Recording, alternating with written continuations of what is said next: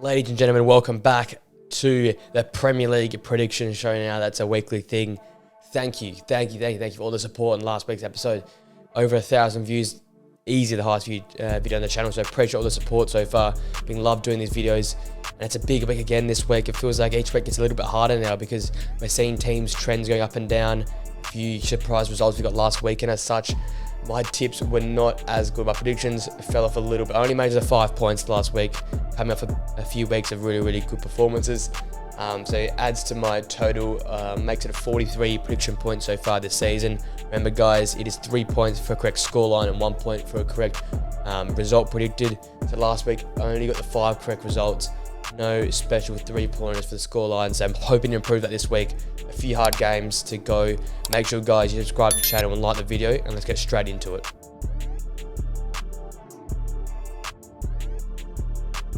Alright, so the 7th match week begins with our live stream watch along game.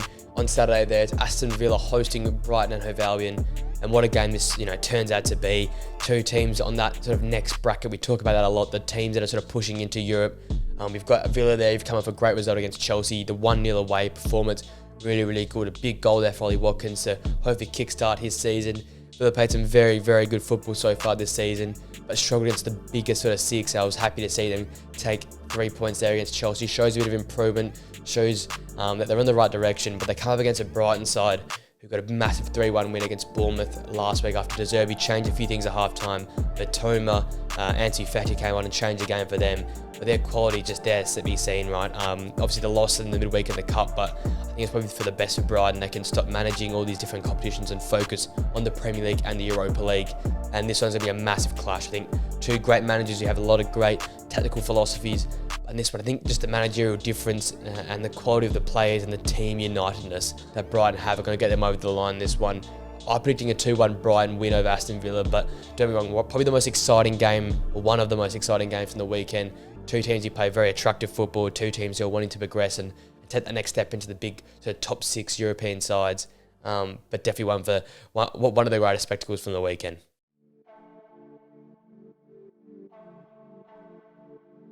Our next game on Saturday comes Bournemouth hosting Arsenal. Bournemouth, yet again, playing some great football. De Zerbi came out and said how impressive was with Andre Iraola and his side and the way they play their football, the way they go about it. They play some very nice and easy on the eye football, but just unable to get results current at the point in time. A lot of draws, a few losses now building up, and you just wanting to see that first win so Bournemouth can kick into gear. For the games I've watched them, I've been very impressed the way they've gone about things. They just lack that ability to get over the line, it feels like. I keep shouting him out, but he deserves the shout-outs. Dom Solanke again. I know he's pounced on a mistake there by the goalkeeper, but he's made the most of it. He scored again. He seems to be scoring when he gets the opportunity. So Bournemouth just need to stay in games for longer periods of time, defend a bit deeper, defend more strongly, more rigidly, because they're creating enough chance, I feel like, at the moment.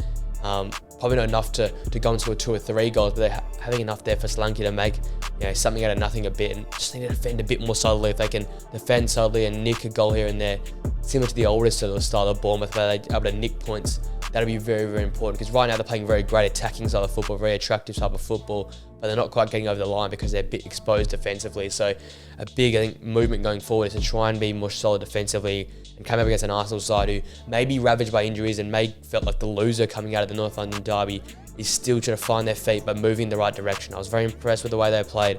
I know Spurs came to their place and played Ange ball at the Emirates, but Arsenal, nothing to be taken away from them. They played some very solid football through periods of time.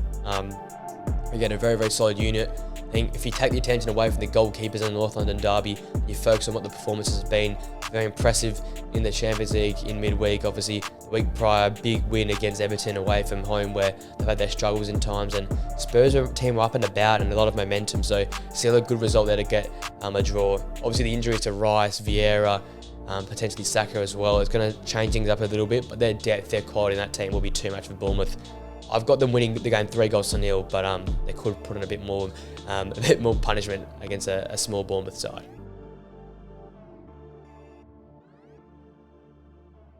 Our next game takes us to Merseyside. It's Everton hosting Luton, and the great vibes that have returned back to Everton now. A big 3 points against Brentford away from home. I did not expect it to come. I don't think anyone else expected it to come. It was a proper Sean Dyche type performance. Mistakes were limited, and it was the likes of Dominic Calvert-Lewin getting a great comeback goal off the bench. It was Decore who once again is on the score sheet. Probably looks like a leader in this side for Sean Dyche, and obviously Tarkowski with a header as well. So you couldn't get a more Sean Dyche performance than that one there. Very impressed the way they set up. Were really compact behind the ball. Did not allow many chances for Brentford at all, and I'll touch on Brentford a little bit later in their game, but they didn't allow them to create many chances. They were solid at the back. They pounced any Brentford mistakes. You saw that Dominic Calvert-Lewin goal came from Ghana. You know, the counter press there, nicking the ball back high at the pitch and scoring there. Obviously the goal from the corner as well, and some headed goals. It's proper Sean Dyche football. When you come up against a Luton side who are rock bottom, I think right now in confidence, I was very disappointed with them. Obviously Wolves are down to 10 men in the first half. They didn't make the most of it. Wolves actually scored first in that game, despite having 10 men. They got lucky with a handball there from João Gomez, which in my eyes should never be given handball. They get that penalty, they score that goal, Morris converts that. But just don't go on with it and don't look any sort of, likely to score goals. They might have moments in games where they're on top and they're attacking, but they just don't look clinical enough. They don't look the quality enough. And it's going to be quite upsetting to see them. I think they're going to really sink in this season, and still yet to get a win, and it's not going to come in this game for me. I've got Everton winning the game 3-1. Their quality will be too much. They've got the vibes going the right direction, and a big win here at home can just sort of springboard them this season and get them away from the bottom three and out of that relegation chat at least for a few more weeks.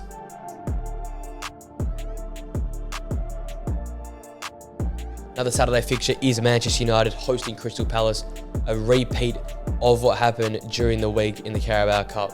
Obviously an interesting midweek tie. United's probably a stronger side put out there versus Palace's fully rotated squad. But probably a few now back-to-back performances where United fans can be happy with their team's performance. Back-to-back clean sheets, where the problem has been probably at the back this season. A lot of change there with injuries, with a goalkeeper situation, but back-to-back clean sheets now at Burnley. And also at Old Trafford versus Palace in the week. Just a few better signs to be seen there. Some of the second group players like Garnacho, like Palestri, like Mason Mount, who came back in the side after the injury, looked very, very solid. And for me, it was Amrabat. He stood out a lot during the week. His play, despite being out of position, was very, very impressive. And when they get their players back and when he can join Casemiro in that midfield, that could be a very dynamic, energetic midfield, which Manchester United have been craving for so far this season. So I want to run around a bit more, have a bit more quality in the ball, but to break up the play, to help Casemiro out there. And Amrabat looks like he could be that player. So exciting times for United. Obviously, Rasmus Højlund's been very impressive so far this season, always a threat. It seems that first goal in the Champions League last week, but also close multiple times versus Burnley. So he looks like he's a great option for the club. Coming to Palace now, obviously a second string side during the week, so nothing to worry about there in that cup tie, but just starting to see signs of a lacking of creativity over the last few weeks, basically the last 2 weeks to put it simply, but it'll be interesting to see if they go and be more progressive and attacking at United at Old Trafford. If so, I probably would move Jeffrey Schlupp out of the 11. Obviously a great sort of robust, versatile player, but for me, not enough creativity there, not enough quality there. I'd like to see someone else move in that position, even if they play Mateta and Edouard up front. Obviously, if they're going to get the best United, I think they're going to have to use Edouard and Mateta's size and strength up top to try and bully the defenders. It depends who United put in there. Do they put Maguire in there, or does Johnny Evans remain alongside the likes of Rafa Varane? Lindelof will be there as well. I don't know how they're going to structure all that. With these injuries, I think they'll be clouding the club at the moment. But yeah, for Crystal Palace, it'll be interesting to see if they go on the front foot, because if I'm Roy Hodgson, get on the front foot early at Old Trafford. We saw at Brighton, did to United when they got progressive. They pushed United back and made them play some really, really poor performance and got goals themselves. So if I'm Crystal Palace, I'm getting on the front foot. I'm pressuring United. Despite the great result midweek, I still think it's going to be a very close game. I've got United just pipping this one 2-1 versus Crystal Palace. Bring us to our next game, Newcastle hosting Burnley. And you're speaking about good vibes right now. We've got to look at Newcastle. A great result, I guess, without playing great football away to Milan last week. A 0-0 draw there. They go and batter up Sheffield United 8-0. And then a big cup tie in the week versus Man City, getting a 1-0 win there. So right now, all things are moving in the right direction for Newcastle. A few clean sheets now building, I think 4 in a row now. That's what they built their foundation on last season. It's coming back again.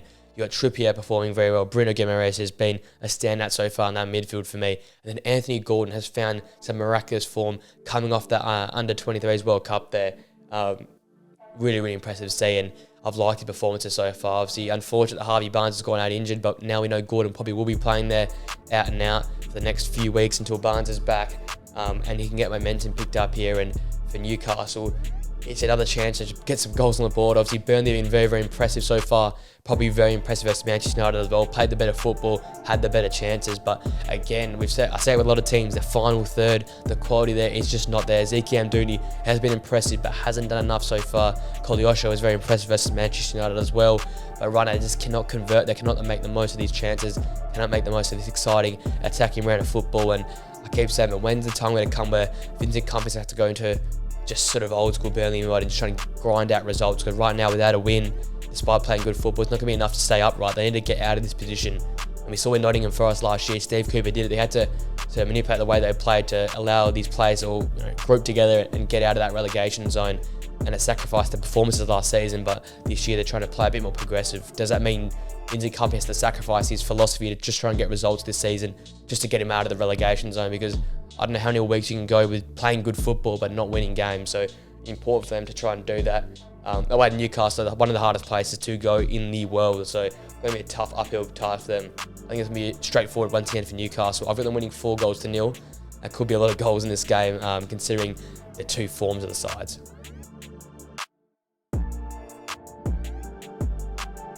Our next game is West Ham United versus Sheffield United. A slam dunk one for me.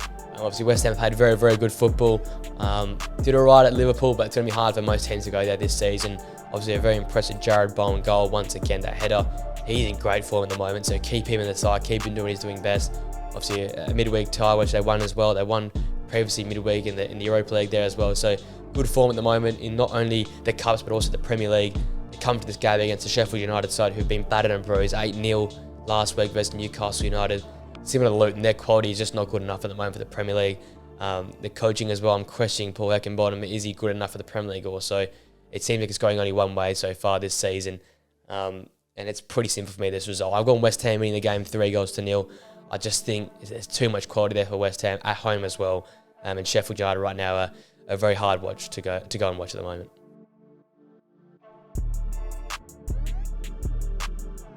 Bring us to the final game from those midday fixtures is Wolves hosting Manchester City.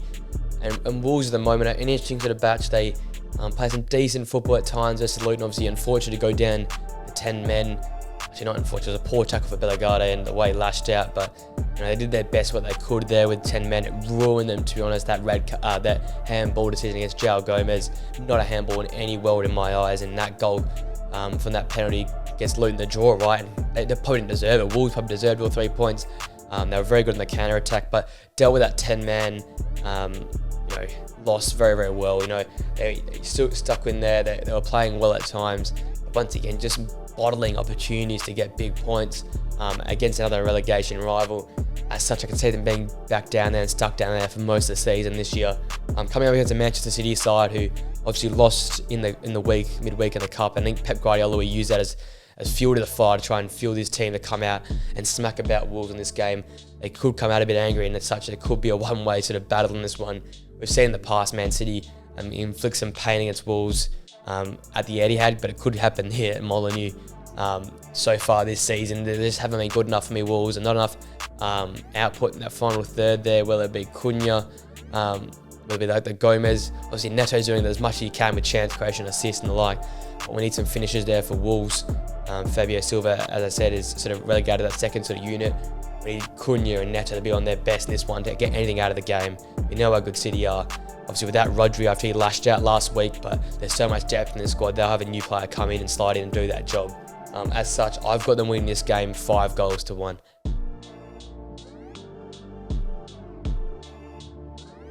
And that brings us to our next games and the bunch of Sunday fixtures. The best one of the weekend has to be Spurs and Liverpool. What a game this is going to come out to be. Two teams who play a very progressive style of football. Two teams getting on the front foot. Two teams with some of the most informed players in the Premier League at the moment. Obviously, starting on Spurs, a great result for them last week. Unfortunately, get all 3 points. But the style of play they play with is so impressive. They outpossessioned Arsenal. Actually, was 60-40 at half time, but ended up being 55% to 45%. So at the Emirates, that's very impressive to do. Son linking up with Maddison again. Son with a double, Maddison with 2 assists. Basuma role in there, doing very well, breaking up the play.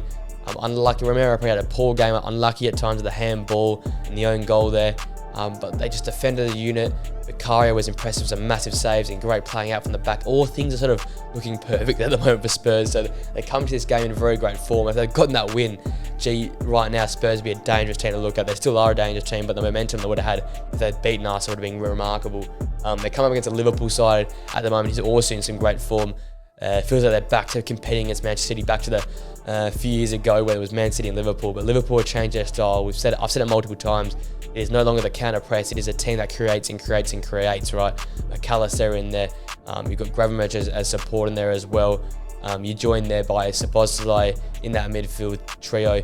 Salah's in the goals and assists in every single game so far this season. Darwin Núñez is scoring goals when he has the opportunity.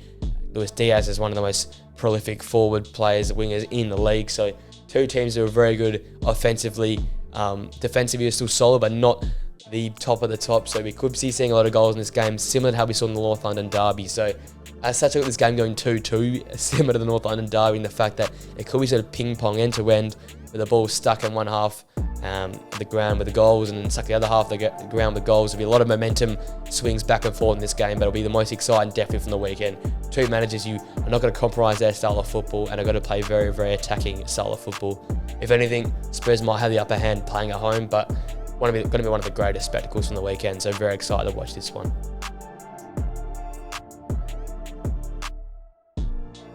Our next game is Forest hosting Brentford.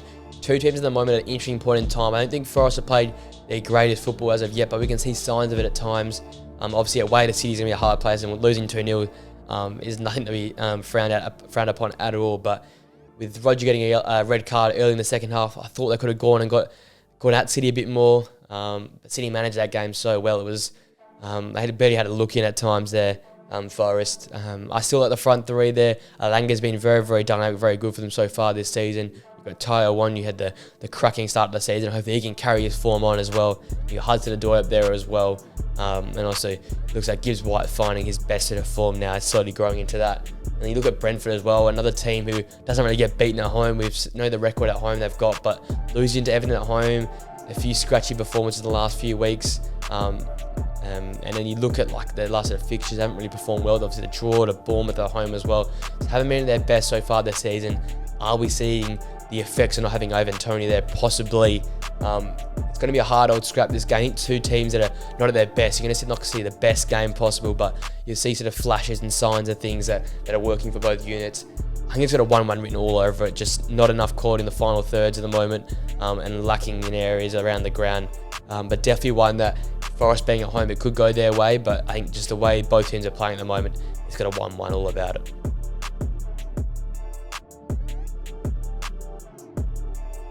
Now on Monday night, we see Fulham host Chelsea. Another one where I can just see it being a certain way. Obviously, Fulham are starting to find their best form from last season. You're seeing the likes of Paulinho playing good football, Willian playing good football. Once again, though, I just think the final third's the problem. Right now, Raul Jimenez does not look like a forward for me that can score goals and to keep, the sort of aura and mantra that Mitrovic had last season up at Fulham. I think Vinicius is the logical person to put in there. We saw last week Raul Jimenez pass up opportunity to shoot a goal, crossing the ball instead. Also missing some chances there. So I think give Vinicius a chance, and he's more of a dynamic forward. He's someone who can bring a bit more to that front line there. And because right now they're playing some really, really decent football. That midfield area is looking very strong with Reed in there, with Paulinho in there, Willian on the flanks, Andreas there playing as number 10.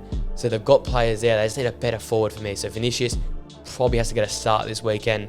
Obviously Tim Raymond at the back's been very good for them. Also Robinson played a great game on the weekend as well. You come to Chelsea though, right now, a team that's all over the place. They lose to Aston Villa at home. They create so many chances. They just cannot score at the moment. And you go and look at them midweek, they beat Brighton with Jackson scoring a goal, but he's going to miss on the weekend because of the accumulation of yellow cards. Not a great start for him so far this season. Would have been good to have two games back-to-back and hopefully try and get some goals on the score sheet. But I think it'll be Emmanuel Broja just fill in there. Obviously, Broha, someone who performed when he first was in the team, before he got injured there. Someone who's a bit more stronger, a bit more physical and dynamic in that final third, a bit different to the likes of Jackson. Hopefully, they get on the score sheet, because so far Chelsea's just the disconnect so far between midfield and the forward line. They're creating enough opportunities, but we want to really see them getting forwards on the end of these opportunities, not long shots from the likes of Gallagher and Enzo Fernandez. We want to see the likes of Sterling and Jackson and Broha, these are forwards getting an opportunity to shoot a goal. So hopefully that connection can be mended, and we can see them on the score sheet this weekend. But to be honest, with the form of both teams and the way they've been going, I think this has got a 0-0 written all over it. Chelsea's struggling for the goals, Fulham are struggling for the goals. So I've just gone with a basic 0-0 performance.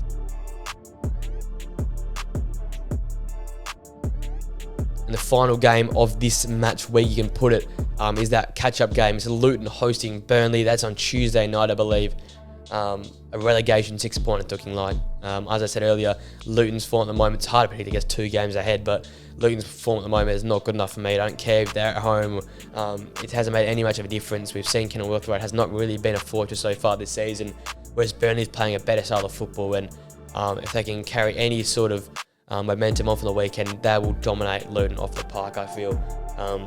Too much quality, too much managerial quality as well. Vincent Kompany's got them playing a better style of football. I think they'll carve up Luton this game. I've got them winning the game 3-1, and to finish up this match week, that's why I got it going.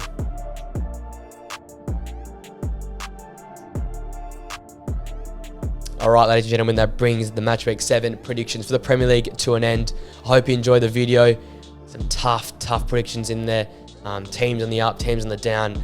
But let me know what you think in the comments down below. How do you think I've gone with the predictions this week? Obviously coming off a very bad week, so hopefully we can make up some ones with some correct scorelines and correct results this week. Obviously the Premier League's super exciting week on week.